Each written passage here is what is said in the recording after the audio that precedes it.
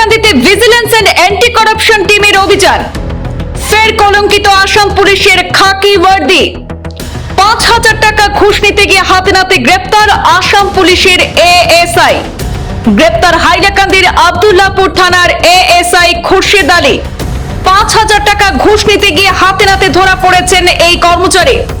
অভিযোগকারীর কাছ থেকে মামলার মীমাংসার নামে টাকা চাওয়ার অভিযোগ। ভিজিলেন্স এন্ড অ্যান্টি করাপশন বিভাগের ৭ সদস্যের দল আজ অভিযান চালায় হাইলাকান্দিতে। অভিযুক্ত খুরশেদ আলীকে আব্দুল্লাহপুর থানায় আটকে রেখে জিজ্ঞাসাবাদ চলছে। ঘটনাকে কেন্দ্র করে জেলায় চাঞ্চল্য বিরাজ করছে। একটি চাঞ্চল্যকর খবর উঠে আসলো হাইলাকান্দি থেকে। আজ হাইলাকান্দিতে চলে ভিজিলেন্স এন্ড অ্যান্টি করাপশন টিমের অভিযান। রাজ্যে ফের কলঙ্কিত আসাম পুলিশের খাকি ওয়ার্দি। ৫,০০০ টাকা ঘুষ নিতে গিয়ে হাতে নাতে গ্রেপ্তার করা হলো এক আসাম পুলিশের এএসআই কে। গ্রেপ্তার হাইলাকান্দির আব্দুল্লাহপুর থানার এএসআই খুরশেদ আলী। ৫,০০০ টাকা ঘুষ নিতে গিয়ে হাতে নাতে ধরা পড়েছেন তিনি।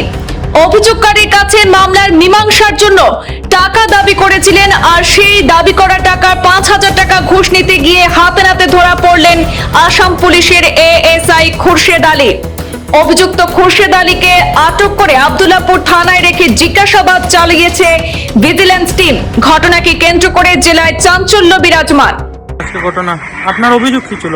আমার অভিযোগ আমার একটা ফেক কেসের মধ্যে, ফলস কেসের মধ্যে আমার উপরে একটা ফলস কেস রেজিস্টার করিয়া তারা বিগত 2 মাস থেকে আমার খাদাখাদি করতো। আমার ঘরে টাইমে বেটাইমে পুলিশ নিয়ে যায় না, আমার এবং আমার ফ্যামিলির হ্যারাসমেন্ট করতো। আমি অতিষ্ঠ হইয়া তারা এইসব হ্যারাসমেন্ট অতিষ্ঠ হইয়া তারা বারবার আমার কাছে পয়সা দাবি করছে।